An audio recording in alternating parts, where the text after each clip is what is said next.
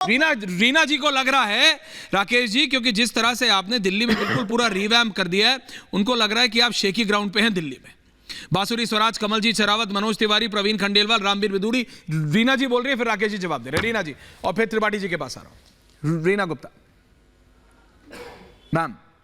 देखिए ऐश्वर्या जी, भारतीय जनता पार्टी की बातों में बहुत विरोधाभास है। एक तरफ तो वो कह रहे हैं कि भाई हम मोदी जी के नाम पे चुनाव लड़ रहे हैं, मोदी जी की गारंटी है। दूसरी तरफ कह रहे हैं कि हमने सर्वे करवाया, विनेबिलिटी जिसकी ज्यादा थी उसको टिकट मिला, जिसकी विनेबिलिटी नहीं थी उसको टिकट नहीं दिया। हकीकत यह है ऐश्वर्या जी कि इनके पास 10 साल का परफॉर्मेंस दिखाने के लिए धेले भर कुछ नहीं है, और ये सोच रहे हैं कि जनता के सामने एक नया साबुन पेश करेंगे। जैसे होता है ना भाई, पिछली बार हमने जो तेल तुमको बेचा था। नहीं, पर आप एक बात समझिए, रीना जी आप ही का सवाल है, कैंडिडेट कोई भी हो, इलेक्शन तो मोदी के नाम पे लड़ना है 5 साल के लिए बीजेपी को। रीना जी आप ही से सवाल है, रीना जी नया साबुन कहाँ है? एग्जैक्टली। तो कैंडिडेट बांसुरी स्वराज हो या राकेश त्रिपाठी हो या फॉर अ चेंज, क्योंकि आजकल मतलब इधर उधर भी हो जाता है, रत्नाकर त्रिपाठी भी अगर कांग्रेस में आ जाएं तो भी इलेक्शन तो मोदी के नाम पे लड़ना है, तो वो तो क्लैरिटी है, इलेक्शन तो नरेंद्र मोदी के नाम पे लड़ रहे हैं। और आपकी लोकसभा में जो हालत होती है वो आपने देखा है, विधानसभा में आप जीत जाते हैं, विधानसभा में आप इन्हें हरा देते हैं, धराशायी कर देते हैं आप। वो पुरानी बात है। अच्छा, नहीं चेंज है जी, वो पुरानी बात है, 5 साल पहले की बात है। हाँ। अब आप देखिएगा, दिल्ली की लोकसभा की 7 सीट गठबंधन को मिलने वाली है, देख लेते हैं। और ये मैं नहीं कह रही हूं, ये तो अभी भारतीय जनता पार्टी के प्रवक्ता कह रहे थे कि हमने सर्वे कराया, सर्वे में इसकी विनेबिलिटी ज्यादा थी इसलिए इसको टिकट दिया। इसका मतलब है आपके सर्वे में बिल्कुल क्लियर आया कि आपकी भाजपा के जितने दिल्ली के 7 सांसद थे, 7 निकम्मे निकले, किसी ने कुछ काम नहीं किया, इसलिए आपको उनका टिकट काटना पड़ा।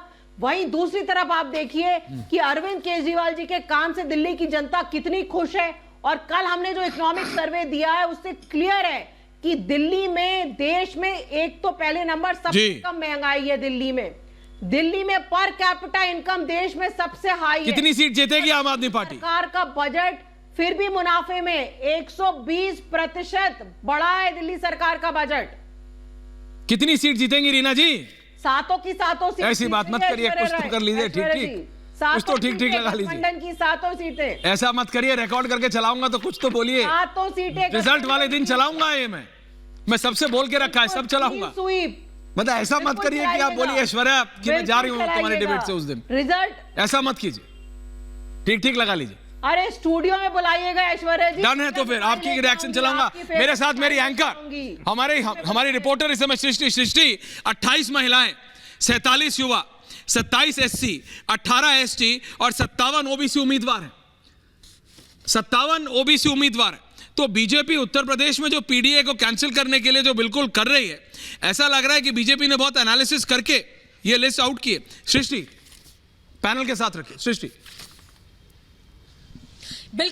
बिल्कुल ऐश्वर्या, जैसा आपने कहा कि पूरे एनालिसिस के साथ में ये सीटें अनाउंस की गई हैं, क्योंकि आपने देखा था बीजेपी दफ्तर के बाहर हम मौजूद हैं, और इसी बीजेपी दफ्तर में शाम 8 बजे से उन तमाम दिग्गजों के आने का सिलसिला शुरू हुआ था, जब सीसी की बैठक यहां पर हुई थी। और आपने देखा कि 11 बजे से मंथन शुरू होता है और सुबह 4, साढ़े 4 बजे तक ये मंथन चलता है। राज्यवार तरीके से मंथन होता है, और उसी राज्यवार तरीके से आज यहां सूची जारी की गई। जैसा कि यह प्रेस कॉन्फ्रेंस में भी बताया गया कि जिन जिन राज्यों पर चर्चा हुई है, जिन जिन राज्यों की कैंडिडेट्स पर मुहर लगी है, उनके नाम का ऐलान यहां कर दिया गया। यानी कि आपने देखा कि किस तरीके से फीडबैक के जरिए पहले फीडबैक लिया गया, एनालिसिस हुआ, हर एक सीट पर मंथन किया गया ग्राउंड लेवल पर। सबसे बड़ी बात कि बीजेपी लगातार ग्राउंड लेवल पर जो काम करते हैं, चाहे वो सांसद हो या फिर आपने विधानसभा के चुनावों में देखा हो, ग्राउंड लेवल पर क्या स्थिति है, जिताओ, कौन जिता सकता है उस सीट, कौन जिता सकता है? रत्नाकर त्रिपाठी जी, कौन जिता सकता है?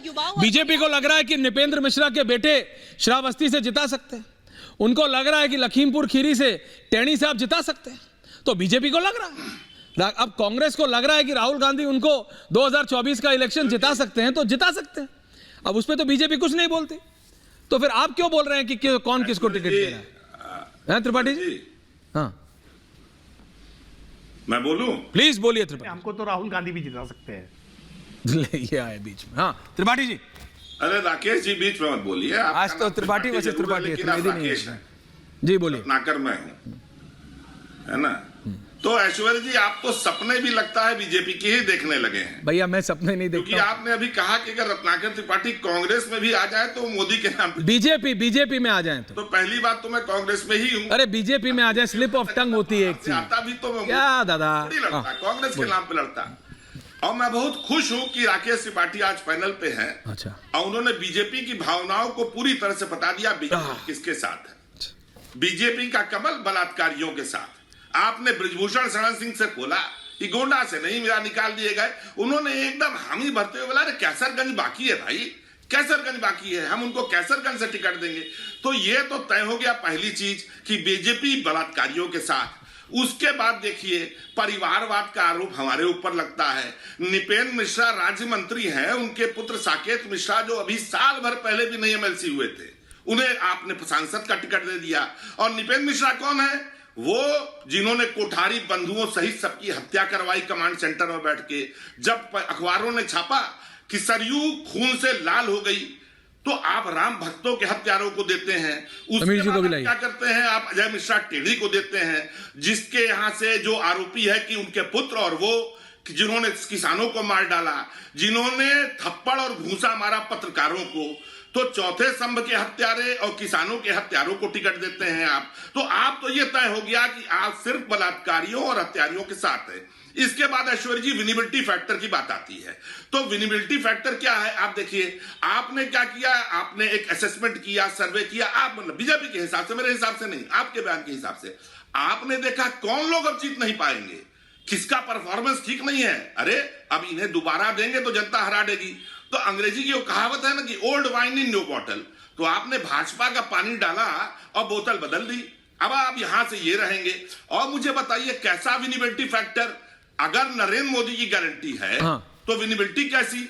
और अगर विनिबिलिटी फैक्टर पर दिए जा रहे हैं टिकट तो मोदी की गारंटी कैसी? तो पूरा जो है ना लपझप है। अरे छोड़िए बीजेपी, बार बार पूछते हैं बीजेपी का देख लेंगे मोदी और शाह। आप मुझे कांग्रेस का बताइए। 10 सेकेंड अरे छोड़िए ना, नहीं 10 नहीं 30 दे रहा हूं आपको। सकता हूं। छोड़िए बीजेपी को त्रिपाठी जी, बता रहा हूं। मोदी और शाह देख लेंगे। कांग्रेस का कौन देख रहा है आजकल? हमारी लिस्ट आएगी। कांग्रेस का देख कौन रहा अरे है? भाई, रणदीप सुरजेवाला कि केसी वेणुगोपाल ये चाहते कि हैं ये कि वो साथ कि है। योगेंद्र यादव, मैंने आजकल सुना है कि वो भी देखने लगे हैं वालों के कांग्रेस। साथ है, हत्यारों के साथ है। तो मैं इसको ना बोलूं ऐश्वर्या जी? नहीं, कांग्रेस का नेता बीजेपी पे बोलता है, आप बड़ाई कर रहे हैं। सपा का नेता बीजेपी पे बोलता है। अपने अपने पार्टी के बारे में कब बोलिएगा गुरुजी? कि हत्यारों को, बलात्कारियों को, परिवारवाद को। अच्छा तो आपकी, अच्छा अरे क्यों ना बोलूं? सुनिए सपा ने, सपा के नेता ने तो बोल दिया कि 40-50 सीट आ रही है। आप भी बता दीजिए कितनी सीट आ रही है। आम आदमी पार्टी की नेत्री ने बोल दिया 7 सीट आ रही है। तो आपका भी कुछ तो रिकॉर्ड कर लूं। हाँ हत्यारों को टिकट त्रिपाठी जी, कितनी सीट आ रही है कांग्रेस की? कर रहे हैं। रत्नाकर त्रिपाठी ऑन रिकॉर्ड, क्या गई है? कितनी सीट आ रही है यूपी में? हमारी सीटें जो आएंगी आपके सामने, कितनी आएंगी बता दीजिए। हम लोग नरेंद्र मोदी की तरह हाँ। बोलापन नहीं करते। चलो ठीक है। और न ही हम चंडीगढ़ आप स्मार्ट हैं। पायलट के चुनाव में मेयर को जबरदस्ती। नहीं, आप स्मार्ट हैं, आपको पता है क्या होगा, इसलिए आप बोल नहीं रहे। एनीवेज